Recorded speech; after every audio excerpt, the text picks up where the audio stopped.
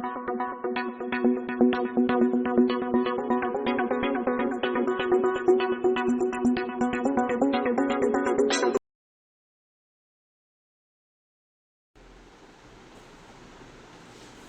in Mastermind Public School online classes channel, and today's video is about chapter number 6 class 9 science का हम पढ़ रहे थे और ये हमारा पार्ट 3 वीडियो है। तो प्रीवियस पार्ट्स में हमने जनरल कंसेप्ट आपका टिश्यूज का डिस्कस किया। सेकंड पार्ट में हमने प्लांट टिश्यू के एक तो प्राइमरी टिश्यू और यहाँ पर परमानेंट टिश्यू, एक मेरिस्टेमेटिक टिश्यू पढ़ा हमने और दूसरा परमानेंट टिश्यू। परमानेंट टिश्यू में हम पढ़ रहे थे, एक हो जाता है सिंपल परमानेंट टिश्यू जिसके बारे में हम लास्ट पार्ट में पढ़ा था, वो हमने 2 टाइप्स का देखा था। एक हो जाता है प्रोटेक्टिव टाइप का जिसमें हमने देखा था एपिडर्मिस और आपका कॉर्क या फिर फैलम, और सेकंड टाइप हमने देखा था सपोर्टिव टाइप का टिश्यू जिसमें अपन ने 3 सब टाइप देखे थे, स्क्लेरेन्काइमा, कोलेन्काइमा और पेरेन्काइमा। इसके बाद आपका आ जाता है आपका कॉम्प्लेक्स परमानेंट टिश्यू। तो परमानेंट टिश्यू हम बात कर रहे थे 2 टाइप के थे, 2 टाइप्स के। एक था सिंपल जो सेकंड पार्ट में डिस्कस किया था, और आज हम डिस्कस कर रहे हैं कॉम्प्लेक्स परमानेंट टिश्यू। तो यहाँ पर कॉम्प्लेक्स परमानेंट टिश्यू क्या है? So it consist of more than 1 type of the cell. तो वहाँ पर हमने देखा था सिंपल टिश्यू में ज़्यादा करके जो सेल्स थे वो एक ही टाइप के थे और एक जैसे फीचर शो कर रहे थे, लेकिन यहाँ पर हम देखेंगे कि सेल्स मल्टीपल टाइप्स के हैं और एक साथ मिलकर के वो सेम टाइप का फंक्शन परफॉर्म करते हैं। So in complex permanent tissue it consist of more than 1 type of the cell and which work together as a unit, यानी कि एक साथ मिलकर के सेम टाइप का काम या फंक्शन परफॉर्म करते हैं। So secondly it helps transportation of the material, organic material, inorganic material जैसे कि वाटर और मिनरल्स, यानी कि प्लांट में इन चीज़ों के ट्रांसपोर्टेशन में हेल्प करते हैं। जैसे कि रूट से अपन बात करें तो मिनरल्स और वाटर आपके स्टेम से होते हुए लीव्स, ब्रांचेस, फ्लावर तक जाते हैं, और ऐसे ही लीव्स में जो अपन फूड मटेरियल बन रहा है फोटोसिंथेसिस से, वो प्लांट के अदर पार्ट्स का ट्रांसपोर्टेशन में हेल्प करते हैं। कौन? Complex permanent tissue. Now also called conducting और वेस्कुलर टिश्यू। क्यों बोल रहे हैं? क्योंकि एक तो ये मटेरियल का ट्रांसपोर्टेशन कर रहे हैं प्लांट की बॉडी में from one place to another, और दूसरा वेस्कुलर टिश्यू इसलिए बोल रहे हैं क्योंकि एक तरह से ये पूरे प्लांट में चैनल के रूप में फैले हुए हैं और प्लांट के वाटर कंडक्शन और फूड कंडक्शन में हेल्प करते हैं। सो 2 टाइप्स के हैं अपन ने कहा कॉम्प्लेक्स परमानेंट टिश्यू। एक हो जाता है आपका जाइलम और दूसरा हो जाता है आपका फ्लोएम, और जिनको आप साथ में क्या कह देते हैं? Vascular bundle. तो प्लांट में जब आप इनका इंटरनल स्ट्रक्चर देखते हैं प्लांट का, तो एक तरह के बंडल यानी गुच्छों के रूप में ये पाए जाते हैं, इसलिए हम इनको क्या कह देते हैं? Also known as vascular bundle. तो जाइलम और फ्लोएम जो कि कॉम्प्लेक्स परमानेंट टिश्यू हैं, also known as conducting tissue, vascular tissue and vascular bundle. तो पहले हम यहाँ पर डिस्कस कर रहे हैं जाइलम के बारे में, जो पहला टाइप हो जाता है कॉम्प्लेक्स परमानेंट टिश्यू का, also known as a wood. तो प्लांट के लिए अपन जो भी वुड वाला पार्ट हो जाता है मेनली वो जाइलम होता है।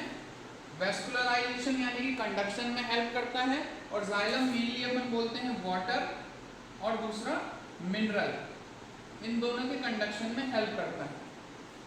मैकेनिकल टिश्यू, साथ में ये प्लांट को मैकेनिकल सपोर्ट भी प्रोवाइड करा रहा है, जिसमें ये उसके वुड के थ्रू एक तो कंडक्शन कर रहा है और दूसरा मैकेनिकल सपोर्ट दे रहा है। यहाँ पर सेल्स की बात करें तो thick walled cell are found in the form of tubular passage. तो यहाँ पर जो सेल्स हैं वो एक तो क्या होती है? थिक वॉल्ड है, यानी कि सेल की सेल वॉल बहुत ज़्यादा थिक है। सेकेंडली ये एक तरह के ट्यूब्यूल यानी कि ट्यूब या चैनल की तरह बिहेव करते हैं। तो ट्यूबुलर पैसेज यानी कि पाइपदार रास्ते की तरह बिहेव करते हैं, जिनमें से होकर के वाटर और मिनरल पूरे प्लांट में ट्रांसपोर्ट हो सकते हैं। तो आगे हम डिस्कस करेंगे जाइलम के बारे में थोड़ा डिटेल में, और उसके बाद डिस्कस करेंगे अबाउट द फ्लोएम।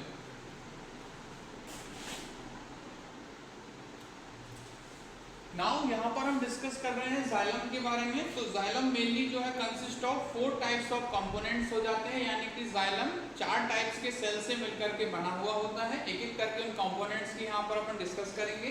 तो सबसे पहले अपन जाइलम में आ जाती हैं ट्रैकीड्स। तो ट्रैकीड्स क्या हैं? स्पेशल टाइप के सेल्स हैं जिनमें they are elongated angular dead cell. So tracheids are elongated angular dead cell. तो सबसे पहले यहाँ पे देखना है, एक तो कैसी है, डेड है सेल, दूसरी इलोंगेटेड है और एंगुलर है। ठीक है, इलोंगेटेड यानी कि ऐसी लंबी लंबी है और दूसरा एंगुलेटेड है और डेड है। Mainly involve in the conduction of water and mineral in gymnosperm. तो ये जिम्नोस्पर्म एक प्लांट की कैटेगरी हो जाती है, वो प्लांट की कैटेगरी जिनमें कि किसी भी टाइप के फ्लावर नहीं बनते हैं। तो सेकंड मोस्ट एडवांस्ड प्लांट कहे जाते हैं जिम्नोस्पर्म। तो इनमें अपन कहेंगे कौन सा कंपोनेंट हो जाता है जाइलम में, ट्रैकिड्स। फिर बात करते हैं सेकंड कंपोनेंट्स की, ये हो जाती है वेसल्स। तो ये भी स्पेशल टाइप के सेल्स हैं। They are advance element cylindrical tube like structure placed one above the other. तो आप कहेंगे कैसे, सिलिंड्रिकल है और एक के ऊपर एक ऐसे पाइपलाइन की तरह ये अटैच्ड होते हैं, end to end which form a continuous channel for efficient conduction in water in angiosperm. तो एंजियोस्पर्म सबसे एडवांस कैटेगरी हो जाती है प्लांट की, जिनमें आ जाते हैं आपके सारे फ्लावरिंग प्लांट, यानी कि ऐसे प्लांट जिनमें फ्लावर बनते हैं वो आपके एंजियोस्पर्म हो जाते हैं। और नॉन फ्लावरिंग प्लांट आपके हो जाते हैं जिम्नोस्पर्म। ये लोअर कैटेगरी है, हायर कैटेगरी हो जाती है एंजियोस्पर्म। तो हम कहेंगे ट्रैकिड्स और वेसल दोनों कहाँ देखने को मिलेंगे आपको, एंजियोस्पर्म में, और केवल ट्रैकिड्स कहाँ देखने को मिलेगी, जिम्नोस्पर्म में। तो यहाँ पर दोनों के शेप और साइज के डिफरेंसेस हमने देखे। यहाँ पर ये इलोंगेटेड है, यहाँ पर सिलिंड्रिकल है, ये एंगुलर डेड सेल है, ये ट्यूब लाइक है और एक सिरे से दूसरे सिरे की तरफ अरेंज है एंड टू एंड। और क्या बना रहे हैं, कंटिन्यूअस चैनल बना रहे हैं जिससे जो वाटर है वो एफिशिएंटली कंडक्ट होता है। और एंजियोस्पर्म आपके अच्छे खासे ऊंचाई वाले प्लांट हो जाते हैं। फिर आगे कुछ कंपोनेंट और है जाइलम के, जिसमें आ जाता है जाइलम पैरेन्काइमा और लास्ट आ जाता है जाइलम फाइबर। तो इन दोनों के बारे में डिस्कस करते हैं, what is the xylem parenchyma और xylem fibre. So third component है आपका जाइलम का, जाइलम पैरेन्काइमा। जैसे अपन ने नॉर्मल पैरेन्काइमा देखा था, उसमें स्मॉल लिविंग सेल्स थे, जो कि जाइलम में भी सेम टू सेम टाइप के सेल्स हो जाते हैं। लेकिन यहाँ पर जो फंक्शन है, they are small thick walled parenchyma cells subjected for storage of starch यानी कि फूड। तो मेनली जाइलम के जो सेल्स होते हैं जो कि फूड स्टोरेज यानी कि स्टार्च को अपने अंदर स्टोर करके रखते हैं ताकि दूसरे सेल्स उनसे न्यूट्रिशन ले सकें। तो यहाँ पर वो फंक्शन कौन परफॉर्म कर रहा है, जाइलम पैरेन्काइमा। इसके बाद लास्ट कंपोनेंट आ जाता है जाइलम स्क्लेरेन्काइमा या जाइलम फाइबर हम इसे कह देते हैं। तो जाइलम फाइबर्स क्या होते हैं वो देखते हैं।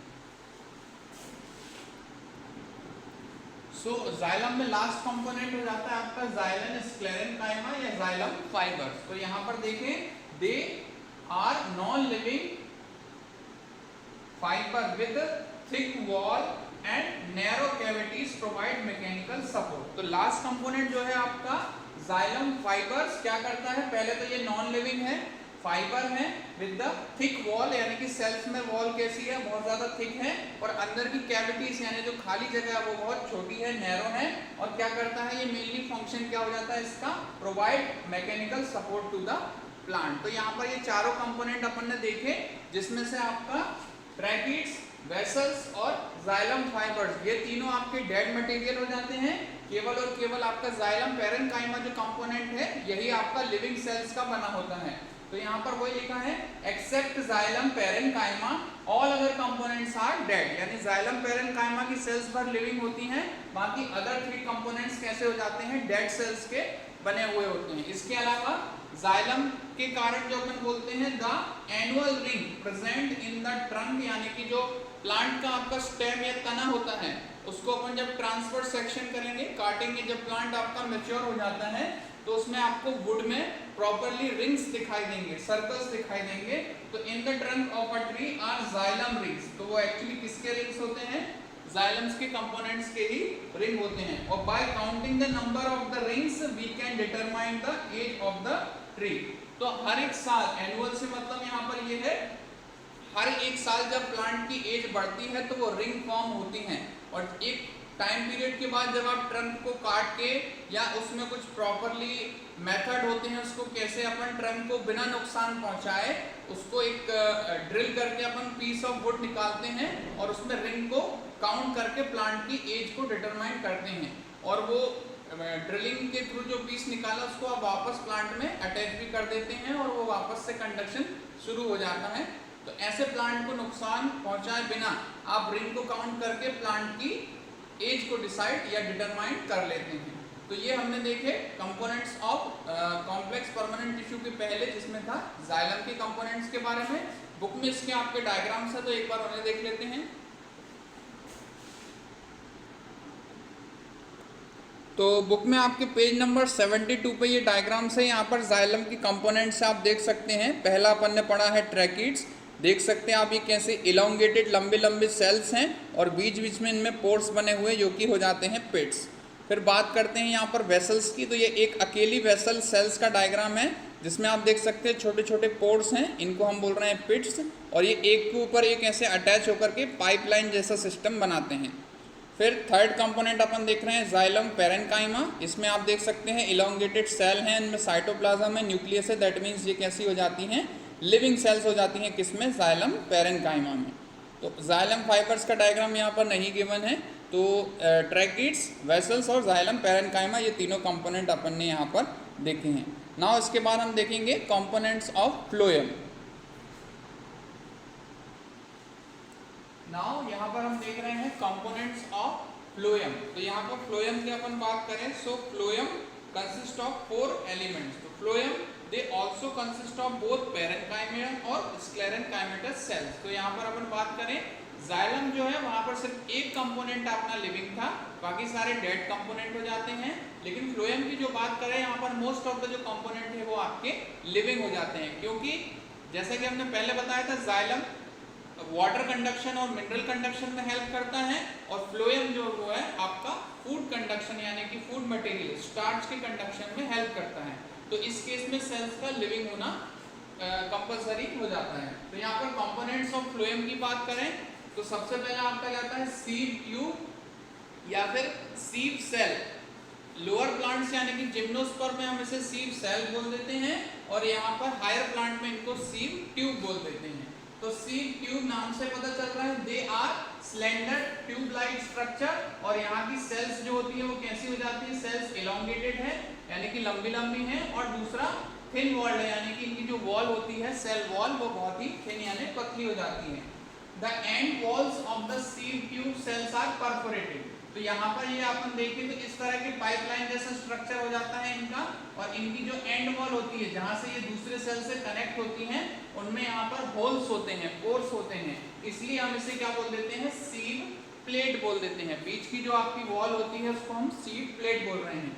Nucleus of the sieve cell degenerated. यहाँ पर अपन क्या देख रहे हैं कि नॉर्मली सेल्स जो लिविंग होती है उसमें न्यूक्लियस होता है, लेकिन यहाँ पर न्यूक्लियस जो है डीजनरेट हो जा रहा है और साथ में साइटोप्लाज्म उसका एज इट इज बना रहता है, और साथ में protoplasmic constitution of sieve tube with the companion cell through plasmodesmata. यानी कि जो आपकी सीव ट्यूब्स हैं वो again second component companion cell से एक चैनल यानी कि कनेक्शन के थ्रू जुड़ी रहती हैं, और इसी कनेक्शन को हम बोलते हैं प्लाज्मोडेस्मेटा, एक दूसरे से कनेक्टेड रहती हैं। तो आपस में आप देखें सेकंड कंपोनेंट हो जाता है आपका कंपेनियन सेल। कंपेनियन सेल जो होती है वो हायर प्लांट में ही देखने को मिलती है, जैसे कि एंजियोस्पर्मिक प्लांट में ही देखने को मिलती हैं। मेन फंक्शन हो जाता है इनके पास है डेंस साइटोप्लाज्म और प्रोमिनेंट न्यूक्लियस। इसके कंपेयर में इनका जो साइटोप्लाज्म है वो कैसा है, डेंस, यानी बहुत अधिक मात्रा में उसमें सेल ऑर्गेनेल्स होंगे, अदर कंपोनेंट्स होंगे, और उनका न्यूक्लियस भी इसके कंपेयर में क्या हो जाता है, प्रोमिनेंट। यहाँ पर शुरू में प्रेजेंट तो होता है लेकिन बाद में डीजनरेट हो जा रहा है, लेकिन यहाँ पर अपन कहें प्रोमिनेंट न्यूक्लियस है। सीव सेल्स या सीव ट्यूब या जिनको सेकंड कंपेनियन सेल, इनको हम आपस में क्या बोल देते हैं, सिस्टर सेल। सिस्टर सेल इसलिए बोल देते हैं क्योंकि जिन सेल से ये डेवलप होकर के बनती हैं वो एक कॉमन सेल होती है, यानी एक ही तरीके की सेल से आपका सीव ट्यूब बनेगा और उसी तरीके की सेल से आपका कंपेनियन सेल बनेगा। तो इनको आपस में अपन क्या बोल देते हैं, सिस्टर सेल्स। थर्ड हो जाता है कंपोनेंट आपका फ्लोएम फाइबर्स। तो फ्लोएम फाइबर जैसे जाइलम में फाइबर थे वैसे ही फ्लोएम में भी फाइबर हैं। They give mechanical support to the sieve tube, यानी कि इनको ये मैकेनिकल सपोर्ट प्रोवाइड कराते हैं। लास्ट आपका हो जाता है फ्लोएम पैरेन्काइमा। तो वहां पर जाइलम पैरेन्काइमा था, यहाँ पर फ्लोएम पैरेन्काइमा है। They store food and help in radial conduction. तो रेडियल कंडक्शन से यहाँ पर क्या मतलब है कि नॉर्मली आप प्लांट को कट करेंगे तो इस तरह का वो दिखाई देगा। रेडियल कंडक्शन से मतलब ऐसा है कि प्लांट के सेंटर से उसकी पेरीफेरी की तरफ इस तरह का जो कंडक्शन हो जाता है फूड का, वो हो जाता है रेडियल कंडक्शन। तो रेडियल कंडक्शन में कौन हेल्प करता है? आपका फ्लोएम पैरेन्काइमा। लास्टली लेप्टोम या फिर इन कंपोनेंट्स का कंबाइन फॉर्म जो बनता है, चारों कंपोनेंट एक साथ जब परफॉर्म करते हैं तो उसको बोल देते हैं लेप्टोम। तो leptome main part of the phloem involve in the conduction of food which is sieve tube. तो चारों कंपोनेंट्स में से सबसे ज्यादा इंपॉर्टेंट पार्ट किसका है? सीव ट्यूब का। फिर जैसे कि हमने देखा इन xylem only unidirectional movement in while the phloem by directional movement occur. Xylem में क्या होता है? रूट से टॉप की तरफ यानी कि बॉटम एरिया से टॉप की तरफ वाटर का कंडक्शन हो जाता है ना, हमेशा एक ही डायरेक्शन में हो रहा है। लेकिन फ्लोएम में अपन बात करें तो वो बाई डायरेक्शनल हो रहा है, यानी टॉप से बॉटम भी जा रहा है और बॉटम से टॉप से बॉटम की तरफ भी जा रहा है। यानी कि प्लांट में ऊंचे क्षेत्र ऊंचे एरिया से आपका कंडक्शन नीचे वाले पार्ट्स में भी हो रहा है, बिलो वाले पार्ट्स जैसे कि रूट की तरफ, और रूट से अगेन अपर पार्ट यानी स्टेम और लीफ की तरफ भी हो रहा है। तो जाइलम में कंडक्शन कैसा हो जाता है? यूनिडायरेक्शनल, और फ्लोएम में कैसा हो जाता है? Bidirectional. फिर in phloem except parenchyma all elements are living, यानी कि फ्लोएम फाइबर को आप छोड़ दें, बाकी सारे कंपोनेंट जो होते हैं यहाँ पर क्या हो जाते हैं? लिविंग। जाइलम में केवल एक कंपोनेंट था लिविंग, यहाँ पर एक कंपोनेंट है नॉन लिविंग। तो एक तरह से ओवरऑल अपन देखें तो जाइलम आपका डेड कंपोनेंट हो जाता है और फ्लोएम आपका लिविंग कंपोनेंट हो जाता है। यहाँ पर एक क्वेश्चन बनता है, right the difference between xylem and phloem. तो आप जो प्रॉपर्टीज हमने अभी देखी इनसे अपन स्टडी कर सकते हैं कि जाइलम और फ्लोएम में क्या डिफरेंसेस होते हैं। आगे इस वीडियो में हम देखेंगे एनिमल टिश्यू का इंट्रोडक्शन, और एक टाइप का एनिमल टिश्यू जिसके बारे में हम डिटेल में पढ़ेंगे वो हो जाएगा एपिथेलियल टिश्यू। तो let's continue with the topic animal tissue. Now यहाँ पर आपको एक कंप्लीट रिव्यू है, कंप्लीट आपका एक चार्ट के फॉर्म में हम देख रहे हैं एनिमल टिश्यू के में आपके कौन कौन से कंपोनेंट्स हैं और उनमें कौन कौन से हमको डिटेल में आगे पढ़ना है। तो आज से हम अभी फिलहाल देख रहे हैं चार टाइप के आपके हो जाता है एनिमल टिश्यू। सबसे पहला है एपिथेलियल टिश्यू, दूसरा हो जाता है आपका कनेक्टिव टिश्यू, थर्ड है आपका मस्कुलर टिश्यू, और फोर्थ हो जाता है आपका नर्वस टिश्यू। तो ये मेजर कैटेगरीज हो जाती हैं एनिमल टिश्यूज की। सारे जितने भी एनिमल्स में जितने भी टाइप के टिश्यूज हैं ये चार ब्रॉड कैटेगरी आपकी हो जाती है। तो एपिथेलियल यानी कि परत यानी लेयर की बात कर रहे हैं अपन यहाँ पर। कनेक्टिव टिश्यू यानी कि दो कंपोनेंट्स को आपस में जोड़ने की बात कर रहे हैं। मस्कुलर यानी कि जो मेनली मांसपेशियां यानी मसल्स आपके जो एनिमल्स में होते हैं उनकी बात करेंगे। और लास्टली नर्वस यानी कि जो ब्रेन या उससे रिलेटेड जो टिश्यू हो जाते हैं, नर्वस सिस्टम से रिलेटेड, वो वाले टिश्यू यहाँ पर डिस्कस करेंगे। जिसमें कि मेनली एक ही कंपोनेंट हो जाता है जो आपके सिलेबस में है फिलहाल, वो है न्यूरॉन या जिसे हम कहते हैं नर्व सेल, वो पढ़ेंगे। फिर मसल्स में अपन तीन टाइप्स के मसल्स हो जाते हैं आपके। फिर थ्री टाइप्स मसल्स से पहला स्ट्राटेड या इसे अपन वॉलेंट्री मसल्स भी कहते हैं, फिर स्मूथ या फिर नॉन वॉलेंट्री मसल्स, और थर्ड टाइप हो जाता है कार्डियक मसल। तो मसल्स में तीन टाइप के क्लासिफिकेशन है। फिर एपिथेलियल टिश्यू में अपन मेनली देखेंगे, एपिथेलियल टिश्यू आपका 4 टाइप्स का हो जाता है जो आपके सिलेबस में है। पहला आ जाता है आपका स्क्वामस, दूसरा है आपका क्यूबॉइडल, थर्ड हो जाता है आपका कॉलमिनर, और लास्ट में आपका एपिथेलियल सेल हो जाता है ग्लैंडुलर। तो ये 4 टाइप का आपका एपिथेलियल टिश्यू है। फिर रह जाता है आपका सबसे ब्रॉड जो टॉपिक आ जाता है एनिमल टिश्यू में, वो है आपका कनेक्टिव टिश्यू। तो कनेक्टिव टिश्यू भी अगेन 4 क्लास में क्लासिफाई है। पहला फर्स्ट हो जाता है आपका एरियोलर टिश्यू, जो कि 2 तरह के कंपोनेंट बनाता है, जिसमें एक हो जाता है टेंडन और दूसरा लिगामेंट। सेकंड टाइप हो जाता है आपका एडिपोस टिश्यू, तो जो भी फैट की लेयर होती है एनिमल्स में, पूरी बॉडी में फैट पाया जाता है, तो वो फैट किस तरह के टिश्यू का होता है? Adipose tissue. फिर थर्ड इंपॉर्टेंट टाइप हो जाता है कनेक्टिंग में आपका स्केलेटल टिश्यू, यानी कि जो एक तरह से बॉडी के मैकेनिकल सपोर्ट में हेल्प कर रहा है, तो जिसके अंडर अपन पढ़ते हैं बोन्स और कार्टिलेज, ठीक है। और लास्ट में यहाँ पर कनेक्टिव टिश्यू का टाइप आ जाता है फ्लूइड कनेक्टिव टिश्यू, या इसे हम बोलते हैं वेस्कुलर कनेक्टिव टिश्यू, जो मेनली टू टाइप्स का हो जाता है। एक हो जाता है आपका ब्लड और दूसरा होता है लिम्फ, जिसमें से ब्लड के बारे में डिटेल में हमें पढ़ना पड़ेगा कि ब्लड के 4 मेन कंपोनेंट हो जाते हैं। पहला प्लाज्मा, दूसरा रेड ब्लड सेल्स, थर्ड है आपका व्हाइट ब्लड सेल और लास्ट में आपके प्लेटलेट्स। तो ये अपन ने एक चार्ट या रिव्यू के फॉर्म में कंप्लीट एनिमल टिश्यू को रिव्यू किया है, जिसमें अपन एक एक करके ये कंपोनेंट्स की डिस्कस करेंगे। तो आज के टॉपिक में हम सबसे पहले डिस्कस कर रहे हैं एनिमल टिश्यू में पहला टॉपिक हो जाता है एपिथेलियल टिश्यू।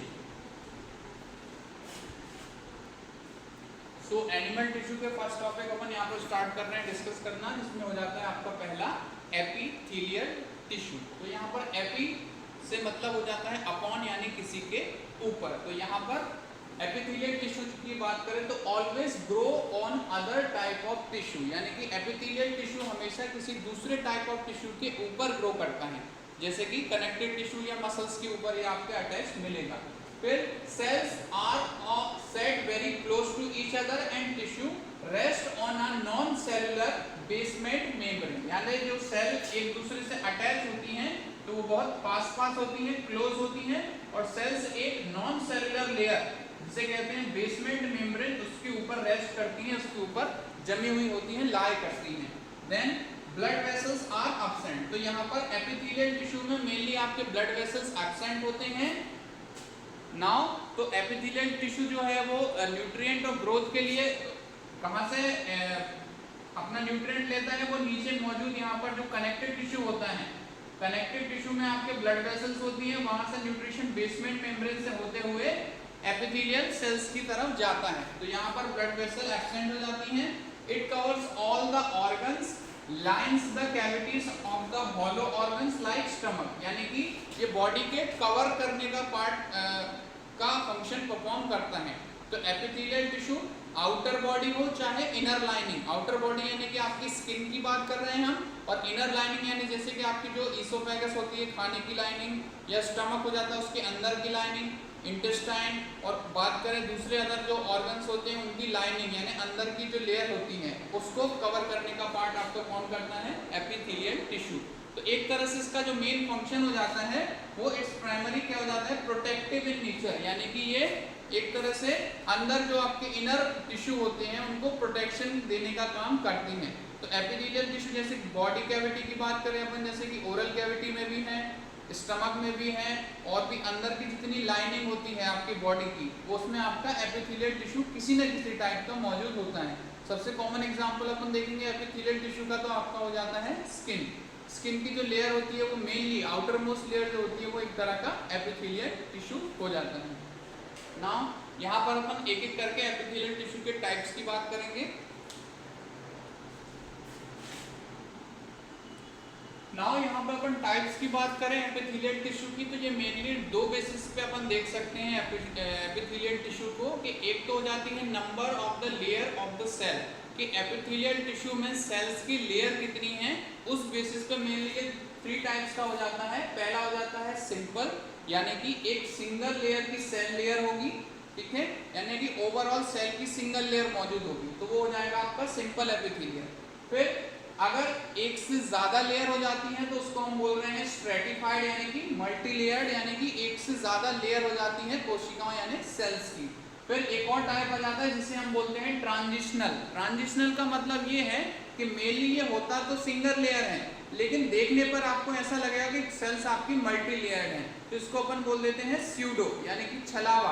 देखने पर आपको लगता है ये लुक्स मल्टी लेयर, लेकिन होता क्या है, सिंगल लेयर, यानी दोनों के बीच का एक कंपोनेंट हो जाता है। समटाइम्स वे आपको देखने पर मल्टी लेयर लगेगा, लेकिन वो एक्चुअली में हो जाता है सिंगल लेयर। तो ये हमने देखा एपिथेलियल सेल्स, एपिथेलियल टिश्यू जो है वो लेयर की बेसिस पे अपन बात कर रहे थे, तो 3 टाइप्स का है, सिंपल हो सकता है या फिर स्ट्रेटिफाइड, ठीक है, या फिर ट्रांजिशनल एक और टाइप बताएं। फिर बात करते हैं सेल्स की शेप के आधार पर, यानी कि सेल का आकार कैसा है, वो देखने में कैसी दिखती हैं, उस बेसिस पर यहाँ पर एपिथेलियल टिश्यू जो है वो आपका 4 टाइप का हो जाता है।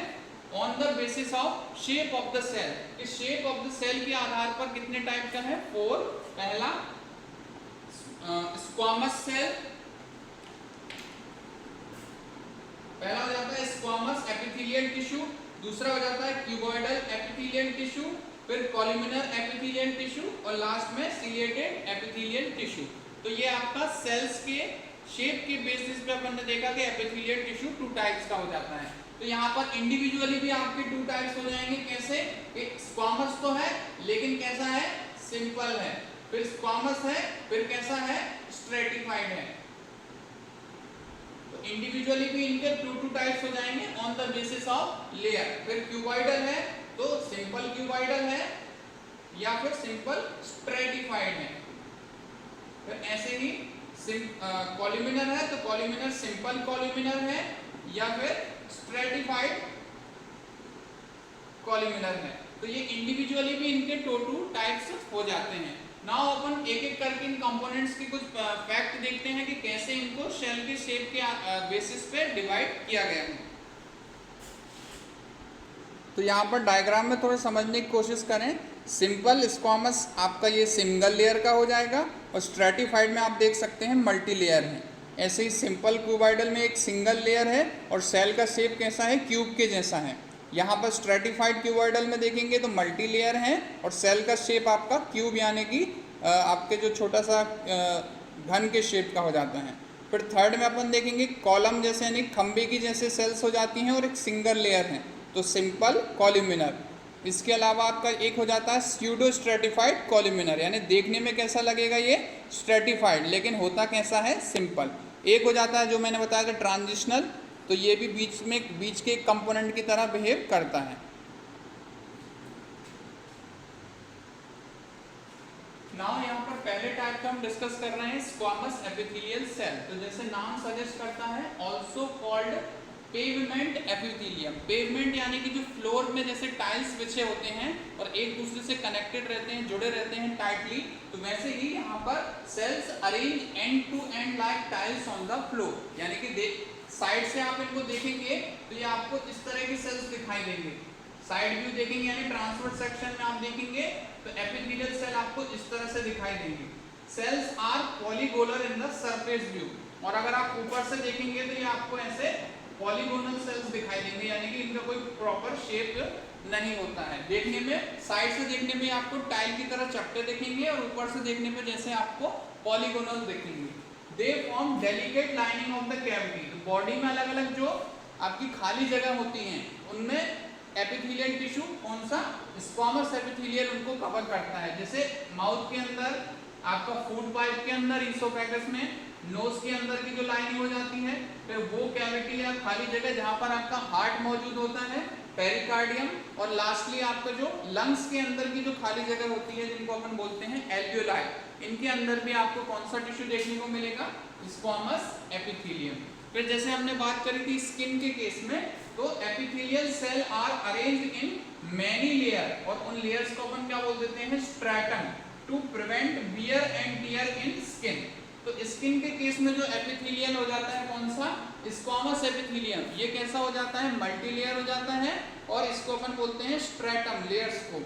और यहाँ पर ये पैटर्न हो जाता है आपका स्ट्रेटिफाइड स्क्वालर एपिथेलियम, यानी कि स्किन के केस में ये स्ट्रेटिफाइड हो जाता है और बाकी जगह ये कैसा रहता है? सिंपल रहता है। तो एपिथेलियल टिश्यू का फर्स्ट टाइप हमने देखा स्क्वामस, उसमें 2 थे, जैसे कि सिंपल स्क्वामस और स्ट्रेटिफाइड स्क्वामस। 2 टाइप का हो जाता है आपका। On the basis of layer of the cell में 2 टाइप है, और बात करें सेल की शेप की तो ये 4 टाइप का है। सेकेंड टाइप हम देखेंगे cuboidal epithelial tissue. Now second type का आपका हो जाता है क्यूबॉइडल एपिथेलियल टिश्यू। तो यहाँ पर भी वही दोनों टाइप रहेंगे कि अगर क्यूबॉइडल सेल की लेयर एक सिंगल लेयर है तो सिंपल हो जाएगा, और अगर बहुत ज्यादा लेयर है तो वो स्ट्रेटिफाइड हो जाएगा। कंपोनेंट्स की बात करें तो यहाँ पर सेल्स जो है they are cube like cell that fits closely. तो यहाँ पे आप देख सकते हैं साइड वाइज आप इनको देखेंगे तो स्क्वायर की तरह दिखेंगे और टॉप व्यू अपन देखेंगे तो हेक्सागोनल दिखेंगे, लेकिन होते ये कैसे हैं, क्यूब शेप के। Cells looks like square in the section, section यानी कि आप उसको ट्रांसवर्स सेक्शन में आप देख रहे हैं, सॉरी लॉन्गिट्यूडिनल सेक्शन में आप देख रहे हैं तो ये आपको कैसे दिखाई देंगे, स्क्वायर शेप के। कहाँ पे आपको बॉडी में नॉर्मली आपको मिल जाएंगे, जैसे कि किडनी के अंदर ट्यूब्स होती हैं, बारीक बारीक लाइनिंग हो जाती है उनकी, तो वहां पर आप देख सकते हैं। थायराइड ग्लैंड में जो छोटे छोटे चेम्बर्स होते हैं उन्हें अपन बोलते हैं वेसिकल्स, और उन चेम्बर में आपको क्या मिलेगा, क्यूबॉइडल एपिथेलियम। फिर इन ग्लैंड्स यानी कि वो ऑर्गन्स बॉडी के जो किसी तरह का मैटर सीक्रेट करते हैं, जैसे कि आपकी सैलाइवरी ग्लैंड्स और स्वेट ग्लैंड्स, तो इनमें भी आपको कैसे एपिथेलियम मिलेगा, आपको क्यूबॉइडल एपिथेलियम। इट ऑल्सो एक और इसका इंपॉर्टेंट फंक्शन हो जाता है, forms germinal epithelium in the gonads, यानी कि जो आपके गोनाड्स होते हैं मेल में टेस्टिस और फीमेल में आपका ओवरीज, उनके अंदर भी आपको किस तरह का सेल लेयर मिलेगा, क्यूबॉइडल एपिथेलियल सेल्स आपको वहां पर मिलेंगे। और ये क्या बनाते हैं, जर्मिनल एपिथेलियम, कहां पर, गोनाड्स में। ठीक है, गोनाड्स यानी कि वो ऑर्गन यानी कि रिप्रोडक्शन में हेल्प करते हैं। फंक्शन की बात करें तो मेनली देख सकते हैं आप, ये एब्जॉर्प्शन में हेल्प करते हैं, जैसे कि किडनी में एक्सक्रीशन में हेल्प करते हैं, ये भी किडनी में सीक्रेशन में हेल्प कर रहे हैं, कहाँ, डिफरेंट टाइप की ग्लैंड्स में। और ये साथ ही साथ आपको मैकेनिकल सपोर्ट भी प्रोवाइड करते हैं, कौन सा, क्यूबॉइडल एपिथेलियम।